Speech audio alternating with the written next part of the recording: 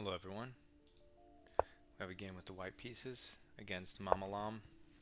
1500 provisional. Okay, so when did they join? 10 hours ago. 0 games. Okay. So they're playing some weird line against us. Attacking our pawn center. How should we respond?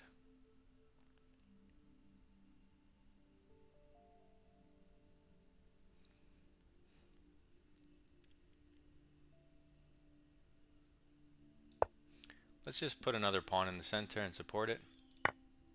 He takes. I guess we should take our pawn back. Now we have more space because of the pawn on d5.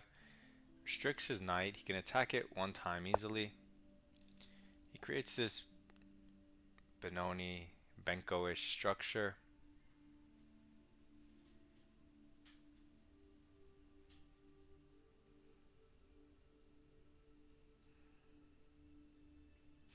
I could just develop. So let's do that. He develops the knight, which threatens the pawn, which is protected.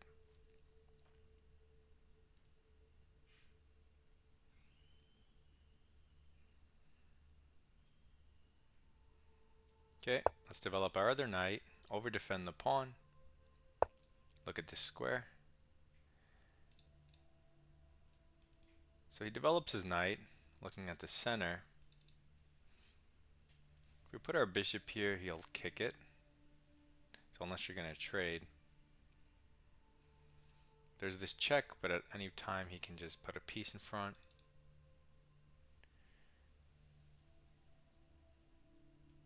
Bishop e2 is sensible development.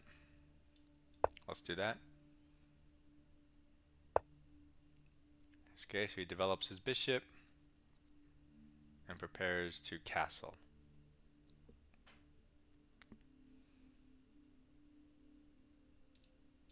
We castle, and everything looks good so far. He plays a6 with the clear intention of expanding on the queen side with b5, which is generally their idea in these structures and these openings. We can put a damper on that, and should, with a4, not allowing him to run free, uncontested on that side of the board. He's saying, okay, you're a little better in the center with more space, but I'm going to do that on the queen side. And I'm saying, no, you're not. a4. So now he goes b6, which is a lot more modest, but it still is an attempt to develop the bishop. Fine. Now that we took care of the queen side and the middle, let's get our pieces out and look at the king side maybe.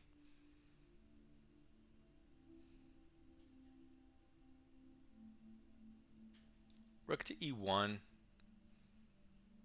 Looks like it makes a lot of sense. I know I want the rook here.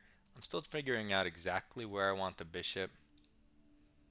So let me just put the rook here for right now on the open file.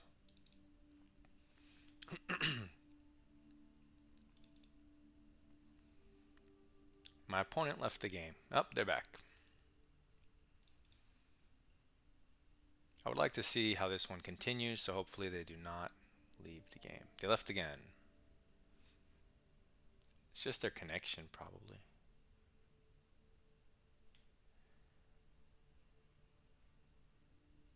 I hope so.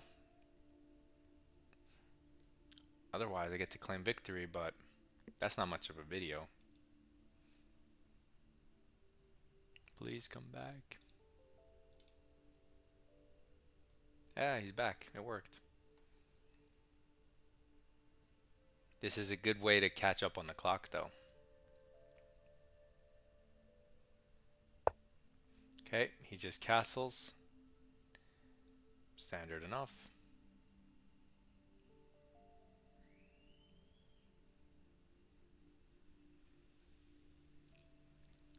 This knight can transfer over to the c4 square, which would apply pressure to his weakness here. He can never push. Takes, rook trade. Do we do that now? Probably not now. Let's maybe cover the center a little better first. If he hits our bishop, I mean, you can't really, I don't really want to trade it. I'm going to include h3. Does a bunch of things. Stops his pieces from going to the square, which is nice. Also gives me a little cubby hold for my bishop, space for my king. Couple things. He moves the bishop, but this pawn is defended. So let's continue. Bring out our last minor piece. And now in conjunction with a knight on c4, it'll at least hit the weakness twice. Okay, so he plays b5 anyway, but that hangs at least a pawn. So let's take it and open our rook. Now, I see, maybe he wants rook takes, queen takes, and then he's pressuring our center. But we don't have to take him, you know, because we're protected because we moved our bishop. So we can just capture here. We need the knight on defense. But I guess we also need the queen in defense, right? So is that his argument? Either way, this is hanging. And this is hanging afterwards. So he's going to lose something. But which way do we want to go about it? Rook trade. Queen over. Oh no, because the bishop hangs in that line too, because of the rook. Yeah, so let's take the rook because the queen needs to defend the bishop. And if he puts the bishop in the corner, that's not good, because one of his heavy pieces would rather be there. And it only has one diagonal in the corner. So let's definitely throw this in. I forgot there's this. So he does take with the bishop, but now there's not even a threat on the center, and he can just hang the b5 pawn. If we take with the bishop, we open up our rook. If we take with the knight, we're threatening. I don't know if I even want to take d6. Let's take with the bishop, improve a piece, 2 pieces, and we're just up a pawn, and that's good enough for me. I'm more than happy to be up a pawn. Now I could trade stuff. Maybe get my queen in the game somehow. I'm not really sure. I guess we still want a knight on c4. Do we have time for this and this? Although our bishop's in a weird spot, but we can always just trade it if we want. We're up a material, but I don't want to. I guess if he goes knight b6, that's a third attacker on the central pawn.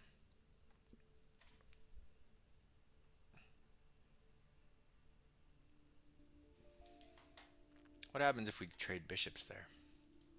Forces the trade in some one way or another. Our pawn is kind of weak. Let's say he attacks it. And his pawn's kind of weak. And we have pressure down the files. So that, I mean, I guess I can go down that line too. What else do you have on this? We have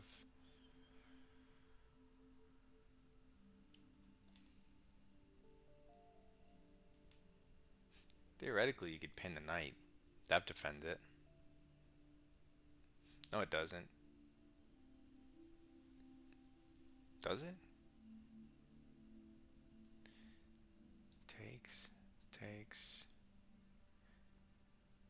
Takes. Do we have bishop d6 fork at the end?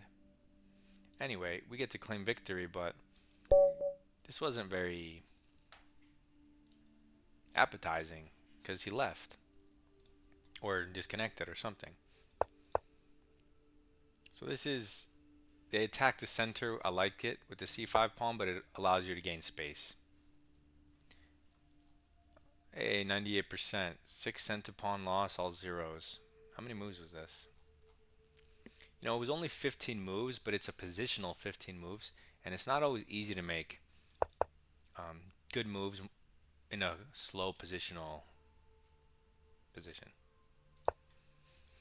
So we gain space for free. Well, not for free. We just gain space. and then center and development. Now, even if all these pawns disappear, you know you're never going to have development problems because everything's open. Force move, and now we just have more space. Computer says it's plus 0.7, but in practice, it's you can easily give that advantage away because it's not tactical, it's positional. So development and center, development and center, development and king safety,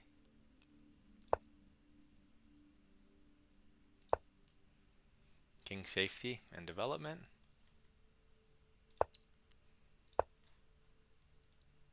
gaining space, improving a piece, and prophylaxis.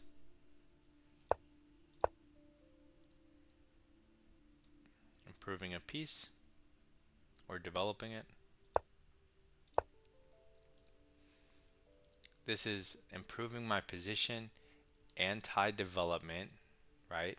Because his bishop would one day love to come to g4. King spate luft, and most importantly, even space for my bishop to keep it on this diagonal, targeting his weakness for until I see fit. Development and center.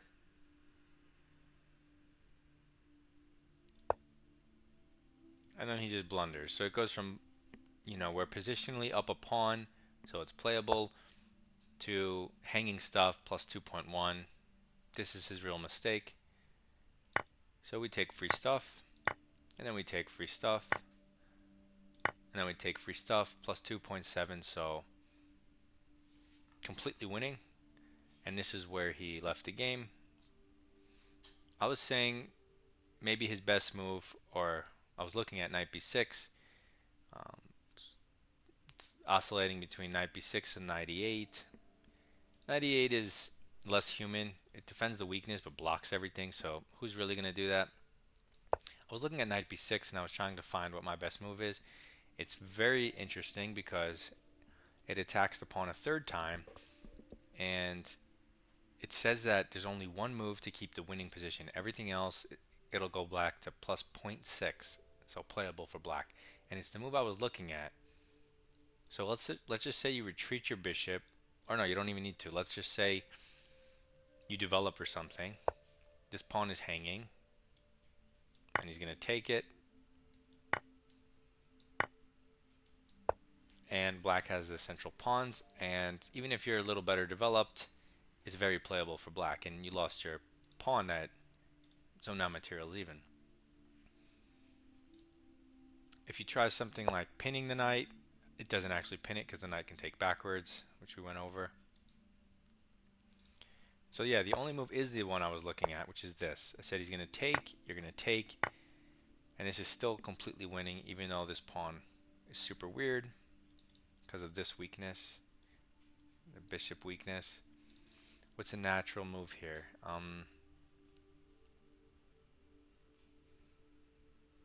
Well, if you just play a pass, we take the bishop and then do the bishop d6 move with the skewer. If you push the pawn, I guess to try to save it, then the bishop coordinates with the pawn, which is really annoying for him. And this pawn becomes deadly all of a sudden. Interesting. And if you just, again, moves his king, we're sacking. Yeah. Alright, so it was a pretty short game, but hopefully you can see positionally the type of structure you're trying to get. When they play a6, you want to play a4 to stop b5 probably, and just play with more space and outgrind him, or wait for a mistake. So good luck in your chess. Submit your rapid games in my Discord. Goodbye.